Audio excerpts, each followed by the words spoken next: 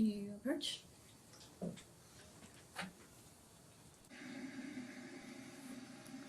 So that we don't have to excuse the jury, I can argue from right here, Your Honor, for motion for directed verdict. Your Honor, at this juncture, the defense is moving for a directed verdict based on all the evidence that has been thus far presented in this case.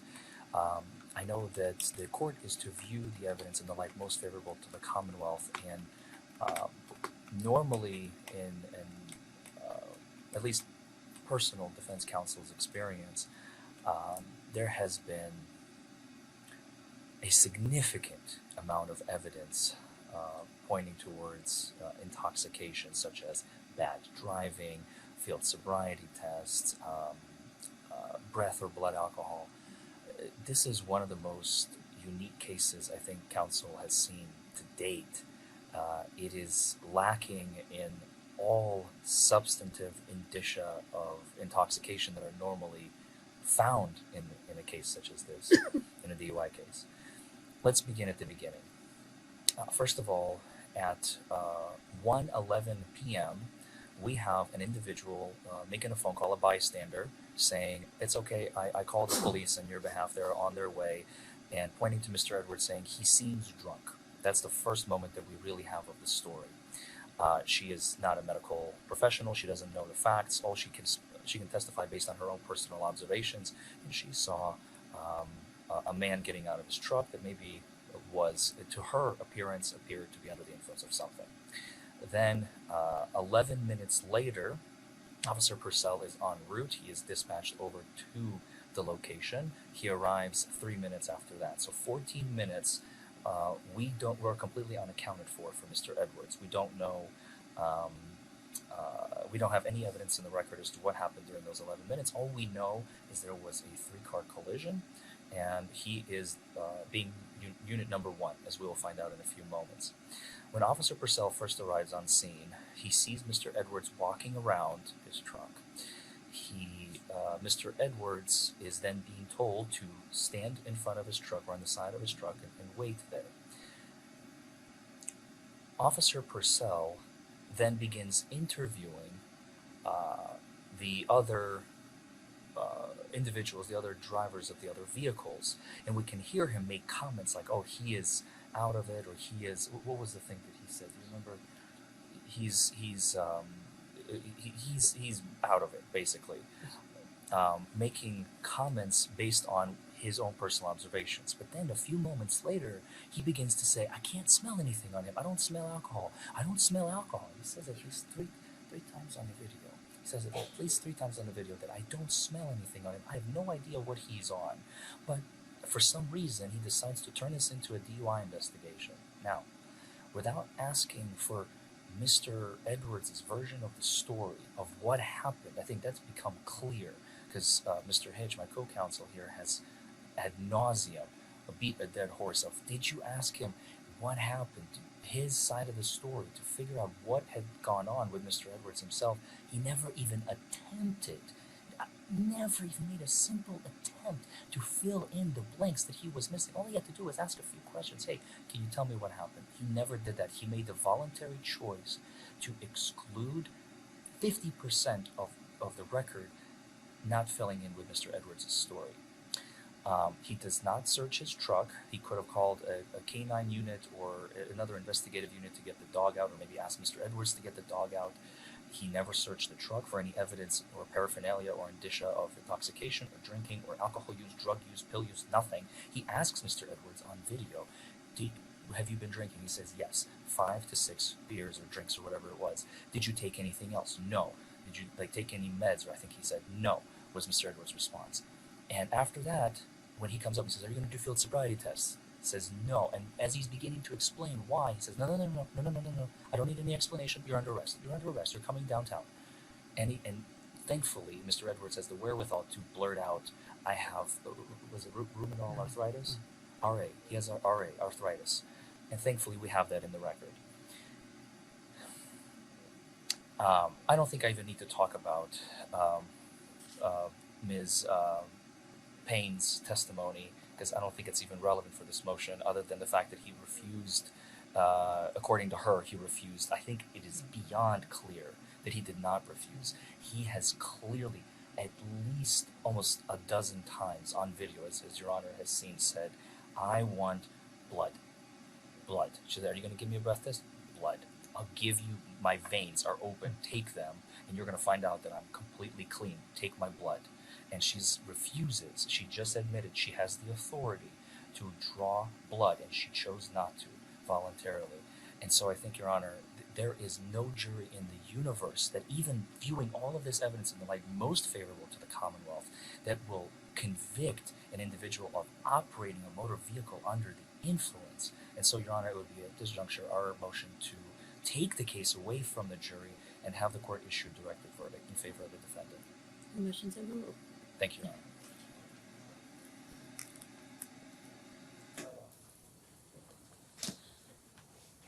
All right. Mr. All right. The defense would like to call Jeffrey Edwards. Mr. Edwards?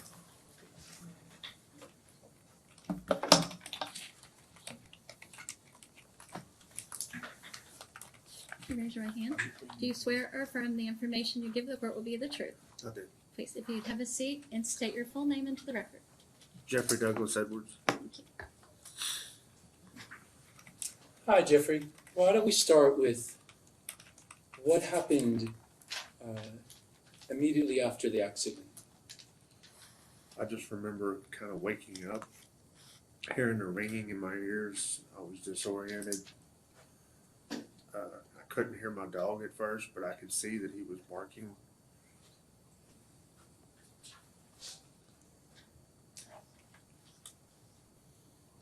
About how long were you in the car? Probably 3 or 4 minutes, I guess. I mean, everything was kind of swimming around. How about after you got out of the car? What was it like? Very unstable, as you could see in the videos, but I mean, everything was moving. How about when Officer Purcell got on the scene and started asking you questions? What did it feel like then? Like I was being attacked. Did you understand his questions? Some of them I did, some of them I didn't. How about could you even hear his questions? Some of it, no, because of the ringing and the traffic. What about when he said, can you do the field sobriety? Why did you say no? Because I have rheumatoid arthritis. My balance is really bad. Tell us about rheumatoid arthritis and how it affects your life. Rheumatoid arthritis it's an autoimmune disease that attacks each and every joint. My hands are swollen. I'm in constant pain. My feet are starting to deform really bad, and it messes with my balance. I don't mean in any way to embarrass you. Your Honor, with your permission, could we have Mr. Edwards come and show his feet to the jury? Yeah.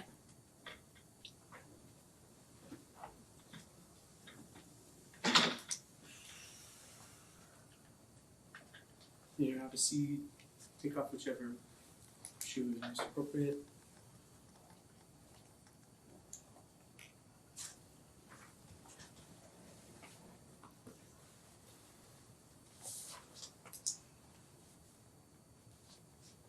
Maybe I can back you up a second step.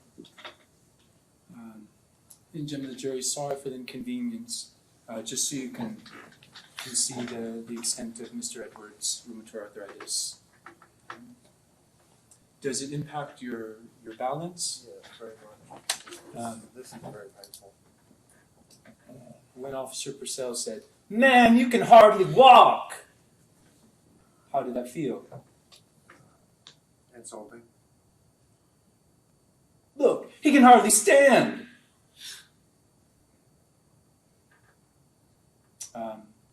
If you had been offered the opportunity, oh, Jeffrey, how about your right foot? Is your right foot any better? Can you balance on that one?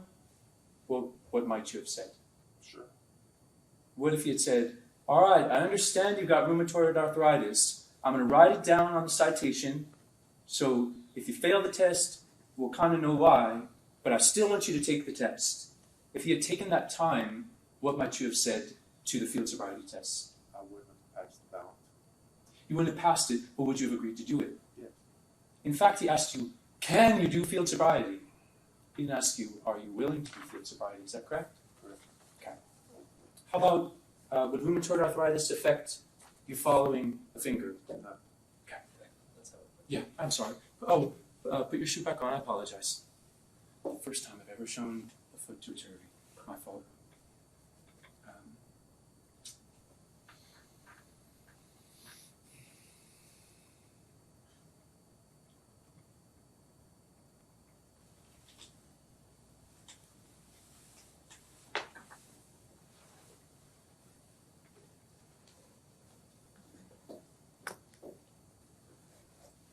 And I guess while we're over here, Jeffrey, could you stand up and show the jury your teeth?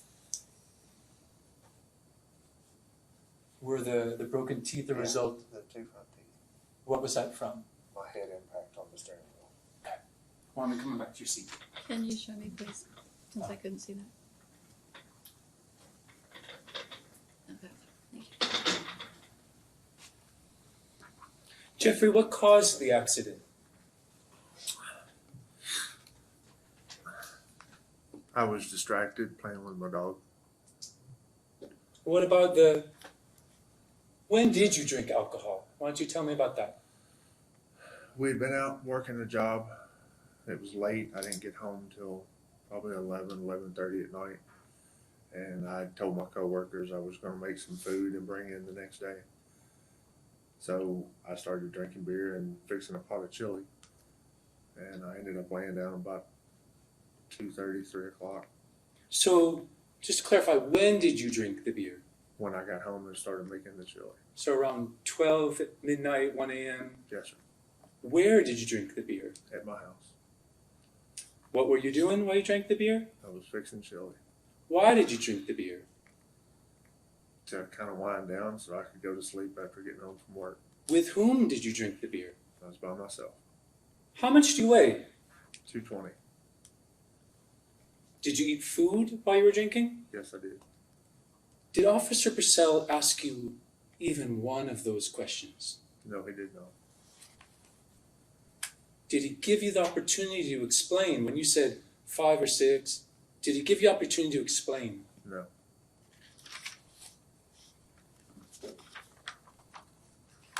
Why'd you want your handcuffs off? Because of my arthritis. No, they were really tight and it was hurting. You asked for a blood test maybe 10 times. Why'd you ask for a blood test? Why'd you want a blood test so badly? Because I've always heard it was more accurate and more reliable. Thank you, Jeffrey. I appreciate it. Officer Sam? So you'll agree with me that you were driving your truck that day, right? Yes, sir. That was you were behind the wheel when that collision occurred. Yes, sir. Okay. Nobody else was in the car, just your dog. Yes. Okay. And you admitted to Officer Purcell when he asked, what have you had? You said 5 or 6 drinks. Correct. That was your statement at 1 o'clock in the afternoon, between 1 and 2 in the afternoon on October 2nd. That you had had 5 or 6 drinks. Correct. Okay. But he didn't ask me when. Officer Purcell asked you if you could do field sobriety tests. Correct. Okay. Now you just told your attorney that you wouldn't do those tests because of your arthritis. Is that correct? I told him, yes. Did you know what the tests even were at that point? No. So how did you know your arthritis was going to prevent you from doing them? I've heard, but I've never been through anything like that. I mean, I've been in the I have a brother-in-law that's a police officer. I've worked with police for the last 29 years. So I've seen and heard stories. And I know that balance is part of it. Well, did you know that the horizontal gaze nystagmus test, the eye test, that It's was in part of there. it? Yes, sir. Would anything regarding your arthritis affect your ability to do that test? No, sir. But you still said no when he asked if you wanted to do any tests. I can't even pronounce what you just said. You can just call it the eye test. Okay, the eye test. You said no when he offered you the chance to do those tests. He just said the field sobriety test. And Well, he didn't. would you agree that eye test is a field sobriety test? It is, but when I started to say arthritis, he said he didn't want to hear any reasons. At that point, he was done. Is arthritis like a progressive condition? Does it get worse over time? Yes, sir. Okay. So would it be fair to say that the condition of your foot that you just showed the jury is different today than it was almost 2 years ago when this happened? Not really, no. I've had this for 25 years.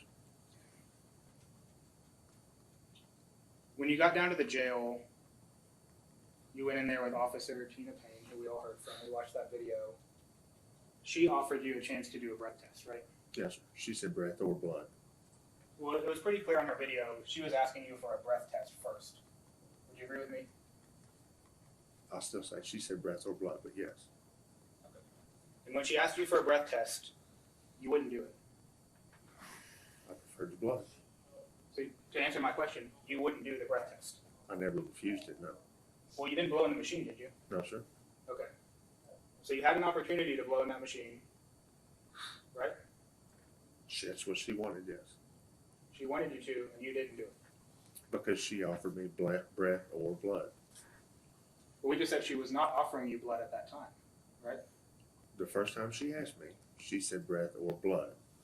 And then she later on in the videos, you saw that she said at this time I'm going to ask for a breath test.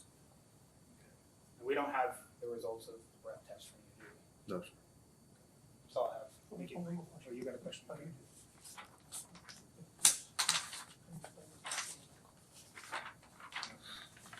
Towards the end of Officer Payne's testimony, she testified as to this breath test operator's report.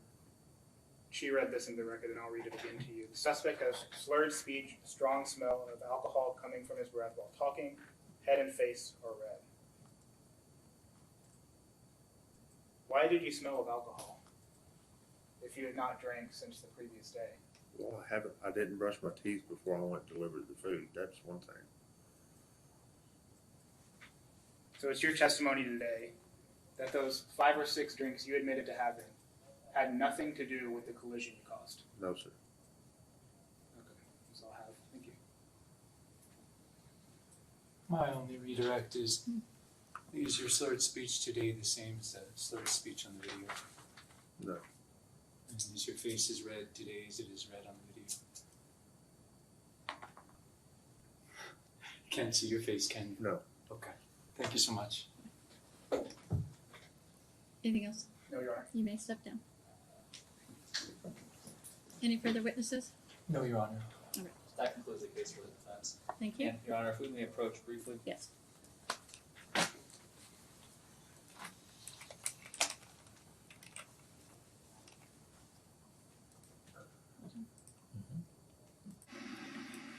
With the newly added evidence through testimony by Mr. Edwards, the defense would like to renew its motion for a directed verdict. Oh. Thank you, Your Honor.